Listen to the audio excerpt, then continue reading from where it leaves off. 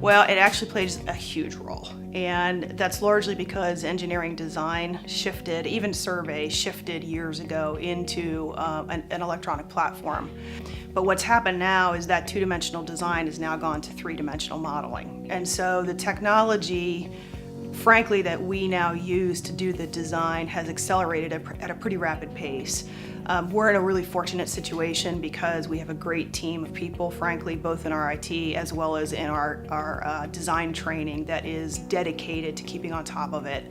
For us, it's super important because engineering is a high liability business. So everything we do, everything we design has to be presented in a way that it can go out to a contractor and be constructed. Not only is it critical from the standpoint of what we produce, but it's also critical that when we receive incoming students from engineering world, we have training to have to do with them because most of the time they come in with actually no experience in that area.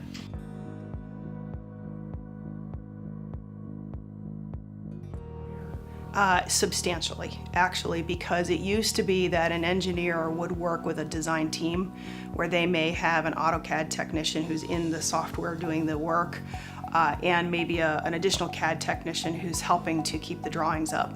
But what happens now is the engineer is the one in the CAD platform actually doing the work.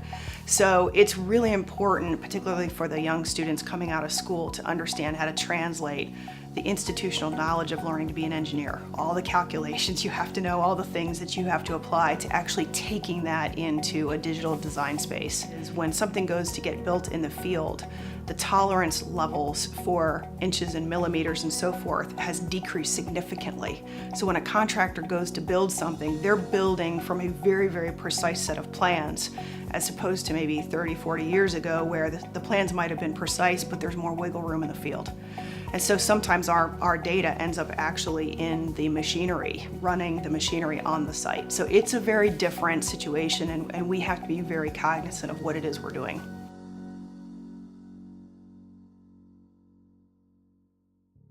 We actually pulled out an individual person who's an engineer in the company, who he's a great design engineer, but we have 100% dedicated to him to that effort. So his job at this point is to stay ahead of what's happening with the software, do the modeling work himself so that he can understand how we apply it, and then essentially act as the leader throughout the company to do the training that we need to do. Those tools now allow us a visualization platform with our clients to be able to see what something's going to look like way before we ever construct it. And so there are a number of people really throughout the company who are involved in that kind of effort, because when they're sitting in front of an owner, whether it's a roadway project or a university rehabilitation, or it could be anything like that, that person's job then is to now be able to sit in front of the client with that model and show them what something might look like so that the owner can make decisions on changes or things they might want to do differently before the engineering is complete. So it's a very different way of looking at it, and it's a very different process that we follow now.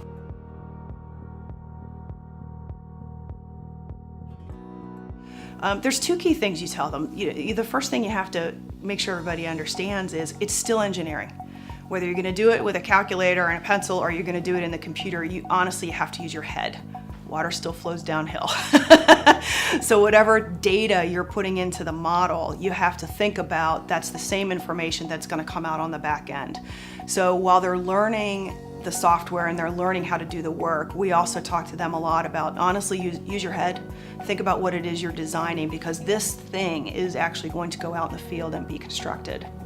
I think the other thing that we would tell them is there are a lot of opportunities out there to try different kinds of programs and different things that bring value to the job, but at the end of the day, we have to use the tools that are going to be most valuable to the client. So the idea isn't to make something so embellished and flamboyant. That's really not the point. The point is practical engineering design and making sure that what we do can translate into something reasonably priced in the field.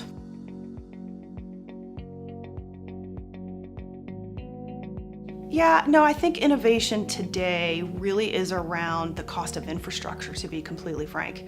Infrastructure is expensive, and the public sector and the private sector often are having to partner in order to afford things. So some of the innovation in terms of design that we can use can keep that beacon in mind, because we have to be thoughtful about that. So again, if we're designing something, we know there's going to be a cost applied to this. And we know that there's going to be a cost to construct that. And then there's a maintenance cost for whatever that item may be for 20 years. So the innovation around the design, in terms of how we do things, we can use those tools to look for value opportunities, look for those ways to save money, look for those ways to phase projects so that maybe materials can be brought in at a better cost sooner, things like that. So the innovation actually, I would say it's a combination of the engineering design, but being mindful of how we actually apply that design in the field.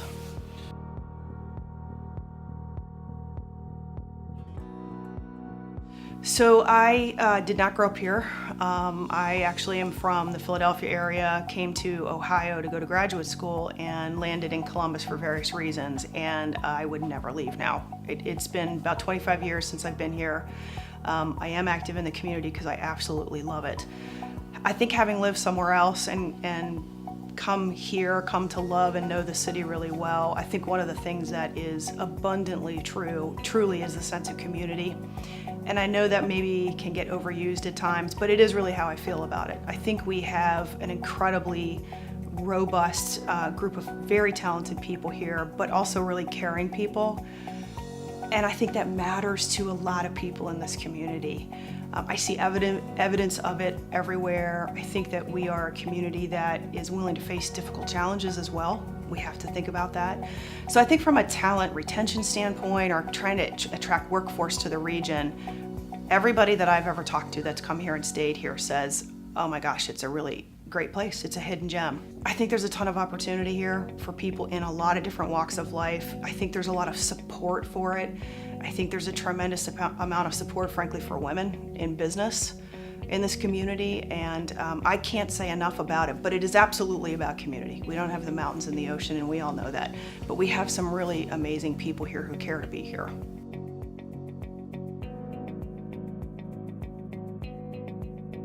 I think for me, it's an opportunity just to connect to other people and hear what they're doing, because I'm certainly not bringing anything to the table that is drastically unique, but I think what you can bring to the table in talking about employees and retention and leadership and how you do things is just the chance to share ideas. And that's what I'm really hoping to do, is just explain some of the things we've done and look for other ideas if people have better ones than I do.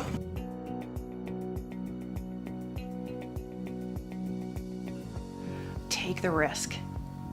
I really mean that. I think that people get opportunity put in front of them sometimes, and they either shy away because they think they can't do it, or they're not sure they should do it, and obviously within reason. But I think that young people in this community, knowing that there's a lot of support, knowing that there's a lot of opportunity, should be willing to speak up and speak out about their ideas. I think there's a platform for it here, and I would say take the risk.